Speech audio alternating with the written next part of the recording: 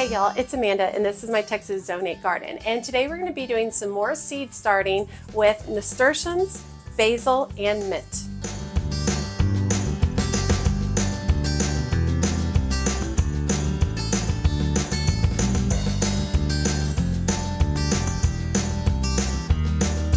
Okay, so I actually just recorded this entire video without my microphone on. I forgot to put my apron on, which has my microphone on, and so I recorded the whole video, and an hour and a half later, it's silent. It didn't record any of my words. Yay! So I'm going to go ahead and re-record some of the parts of the video, and then I'm going to do voiceovers on other ones. But yeah, so not fun. So not how I wanted to end my day. But I'm still excited to talk about seed starting. So I am still starting seeds. I had slowed down a little bit because I'd gotten to the point where I was filled up. And now I've potted up a bunch of my seedlings and moved them outside, and so I have more room. So I'm still beginning seeds. So if you haven't even started seeds, there's still plenty of time to begin seeds. I'll continue with seed starting probably through midway into March.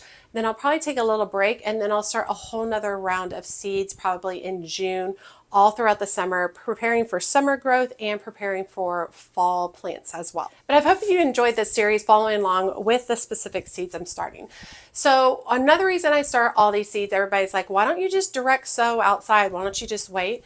I like the process of starting seeds indoors. It gives me more control over the situation. I can see if they're going to sprout. I can get a jump start and maybe get a month of growth prior to having to plant them outside.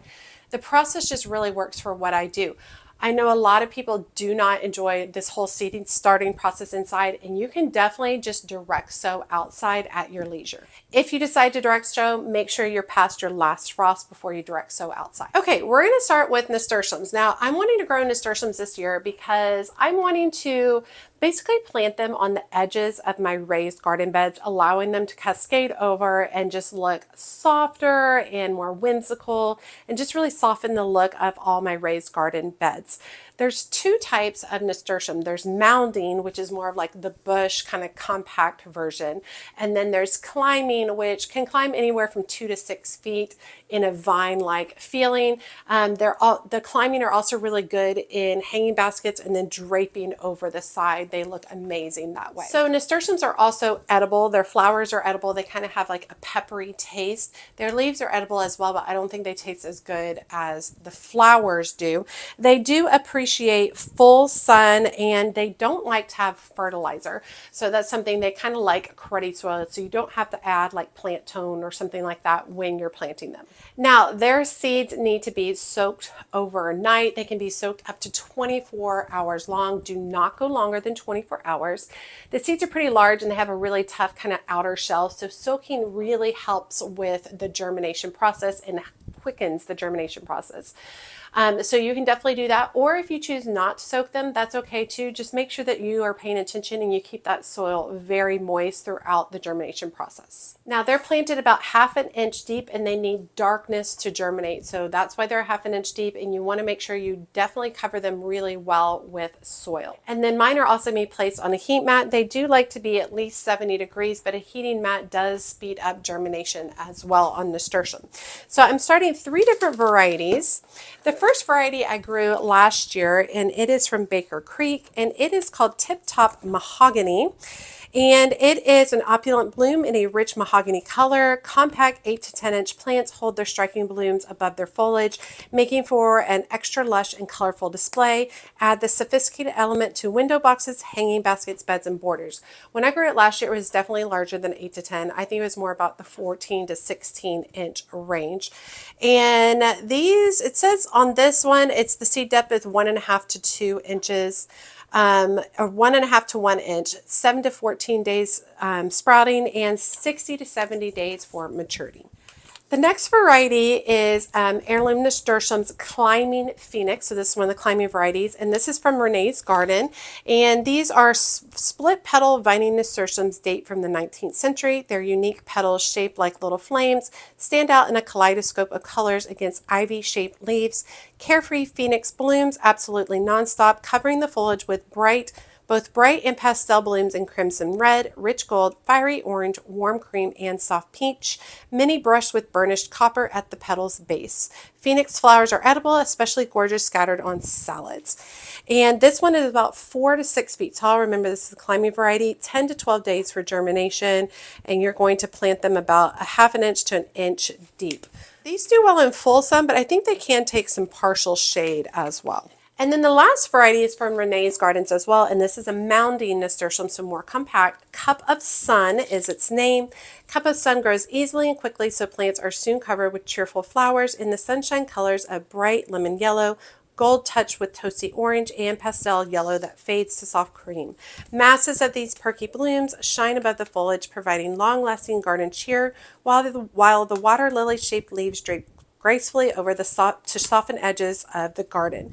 Plant these sunny flowers to light up your garden beds, borders, or patios all season. And the mature height is about 10 inches tall, germinate in 10 to 12 days. Yeah, I'm excited. I think these are going to be really, really fun. So what I did is I went ahead and pre-soaked these. So we'll go ahead and skip to the footage that I did earlier and do a voiceover.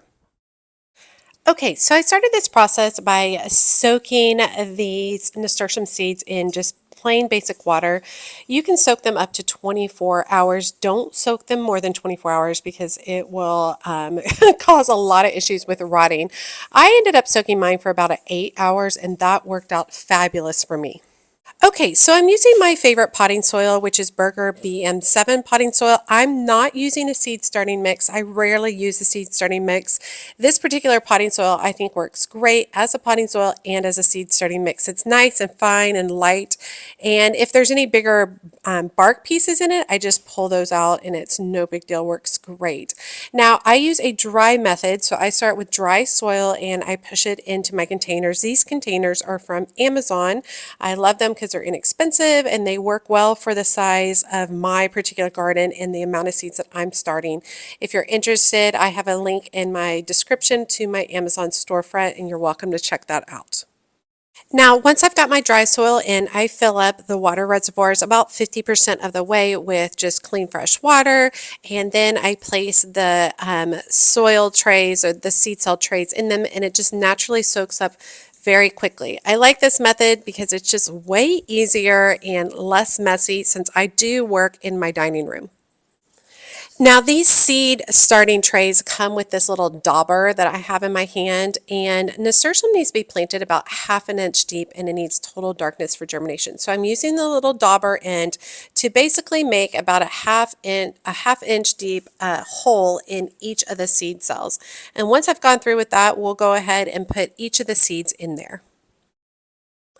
Okay, I am just starting one seed in each of these, and I'm putting one whole variety in each of these containers. These are pretty easy to seed because these seeds are gigantic compared to most of the seeds that I end up using.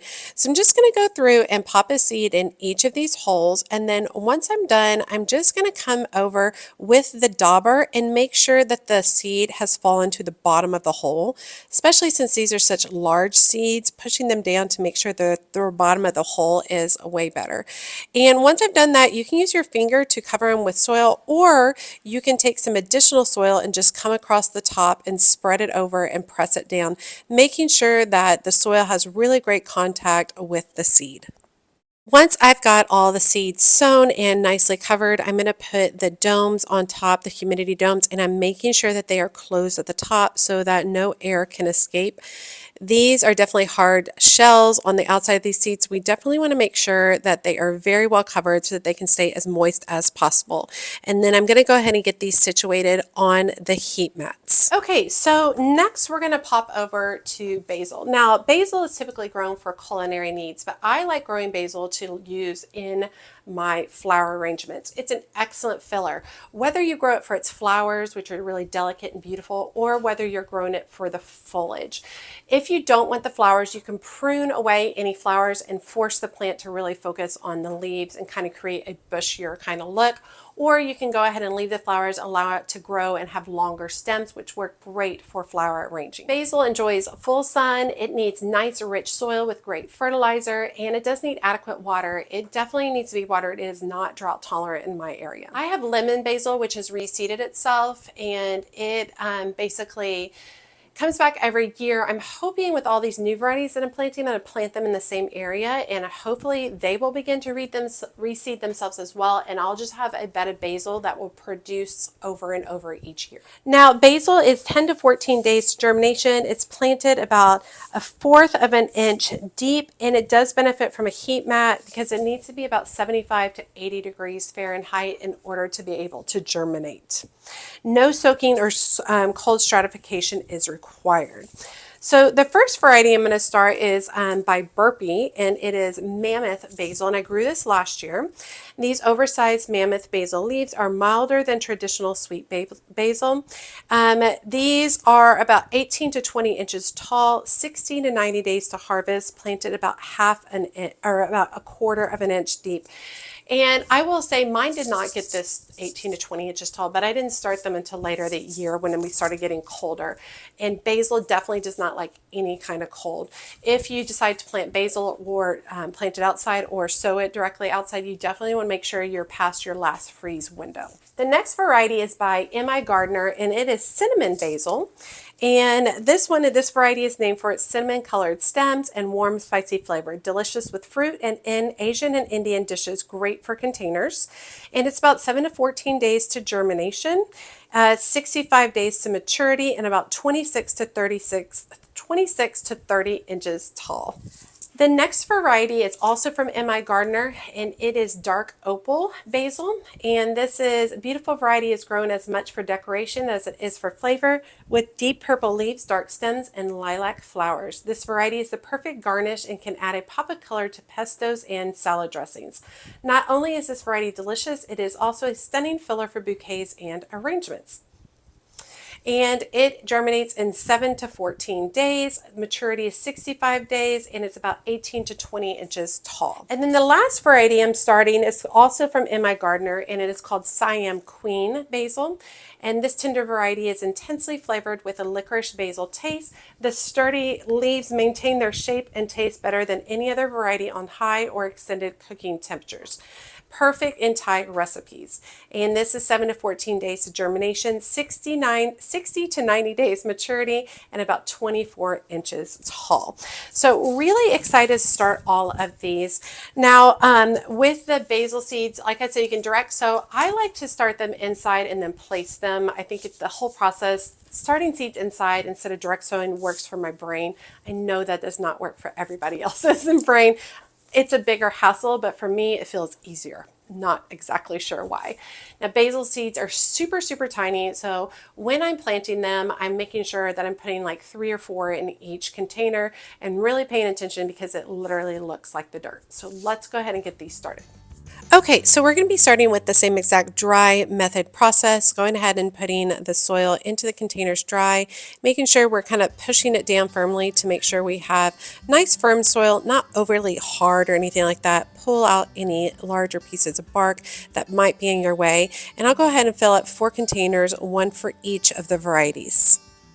And once I'm done with that, I fill up the containers 50% of the way and go ahead and put the trays in so that they can soak up the moisture.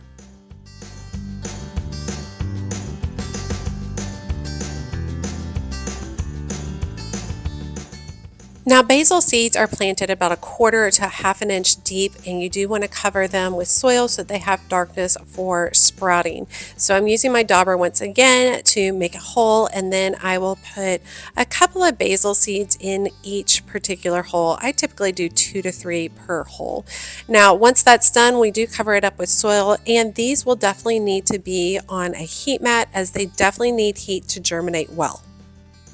And once we're done sewing all those, we'll put the humidity domes on, making sure that they are all the way closed, that it stays nice and humid inside. And these also will go on a heat mat. Okay, so basil started, nasturtium started, and finally we're going to start some mint. And I know all of y'all are like, wait, wait, stop, Amanda, don't start mint. I want to let you know straight up from the beginning, I'm growing this in a container. I'm not growing this in my garden. Mint is incredibly invasive. It will take over. It shoots runners. It's intense stuff. But for me, mint holds a lot of childhood memories. at one of the houses I grew up with, my parents had mint in the backyard, like right along the patio, and they used to grab handfuls of it and they would make sun tea and they used it in their drinks. And so for me, the smell of the mint brings back all those childhood memories. I also like to use mint in flower arranging as well because it does flower if you allow it to do so. There's a ton of different varieties of mint, so you can do whatever kind of works best for you. I'm going to be putting mine in a container. So the container will not be placed in the garden. It will be placed on concrete because even if you put it in a container and you place it in a garden, its roots are so aggressive, it will grow through the holes of the container and into your garden. So make sure that you're keeping it away from your lawn or any kind of garden. Make sure you're keeping it a couple of feet away from it. Now the variety I'm growing is from Baker Creek and it's called Marvelous Mix Mint, and it's perennial from zones 4 to 9. Flavors range from various mints, so it's a bunch of different varieties of mint in one. Medicinal benefits, attracts beneficial insects and repels pests. I really want that like wonderful scent of mint when I step outside. These are all surface sown. They sprout in about 10 to 14 days. It doesn't have a height, and my guess is that's because it is a mix, so it's going to be a variety of heights. So let's go ahead and get those started. Okay, so we're following the same dry soil method and then filling our reservoir up by 50%. Super simple and easy. Once we're done, we just put it in there and allow it to soak up all the water that it needs. Okay, so these mint seeds are literally like dust. And so I'm just hoping to sprinkle about 5 or 6 in each of these little seed cells. They are surface sown. So once I've sprinkled them in, I'm just using my finger to press down and make sure that they have really great contact with the soil. Then I'll label and press my humidity dome on top, making sure that it's completely closed. And these also will go on a heat mat. Now, I only own about 4 heat mats, and I find that that is plenty. I start my seed in rounds, so they're not all started at the same time. So once, these seeds have sprouted and they can be removed from the heat mat, I can in turn put additional ones on top. So I've never felt like I needed more than 4. I think I could probably get away with 3 or 2 if I planned a little bit better with my seed starting. Okay, well, I can't believe I just did all that twice. It's all good. So we've got everybody lined up on the back here. As a reminder, all of these, once these sprout, 50 to 60% of your container sprouts, you remove your humidity dome, and we want to get these much closer. These are definitely too far away, so you want them as close to the light as possible. I found that basil seedlings get very leggy very quickly, so you really want to pay attention to those. But everybody's tucked away on their heat mats and looking good. So I hope you guys enjoyed the seed starting. I am going to be doing more seed starting today. In fact, I pulled out a ton of different seeds. I'm going to be starting, basically starting seeds until mid-March, I think. I'm going to be starting a bunch of zinnias inside so that I can, in the past I've direct sowed and I've gotten some of them to come up and some of them haven't, mainly because I forget to water them and keep them moist during their sprouting process. So I think I'm going to start a bunch of zinnias inside. Candy stripes, some Cinderella, some Queen Limes, all different varieties I'm really excited about. I'm also going to be starting 3 types of cocoa marigolds, which were suggested by Serena over at You Can't Eat Grass. I'm excited about starting those. I'm going to start gomphrena, which will be fun. I'm going to restart straw flowers because none of mine made it past that big freeze. I had started them and tried to overwinter them, and they did not do well. I'm also going to be starting rudbeckia, some bupleurum, which is new to me this year and is a great filler for arrangements, and some azuratum. And these are just the ones that I just pulled out to start in the next week. So we're really going to start hitting more seed, starting pretty hard because we're really only about 3 weeks away from taking a break from seed starting. So I want to get as much going as I can at this point in time. All right, you all, I hope you enjoyed today's video. If you grow basil as a filler, drop your favorite variety below, or let us know if you have any tips regarding nasturtium or growing mint, or if you've been one of those people, which I've done it as well, where you've planted mint in the garden and it has taken over. I did that. It took me 2.5 years to dig it all to dig it all up till it wouldn't come back. It's just a beginner gardener thing. Everybody thinks they can control it, and so they plant it, and I did the same thing, and then turns out I can't control it. But make sure you like, comment, and subscribe to the channel. Every time you guys like and comment, it helps grow my channel so much, and I really enjoy hearing from all of you all. If you don't want to leave an actual comment, you can definitely drop an emoji, and that works great as well. And be sure to check me out on my social media outlets, including Facebook, Instagram, and TikTok.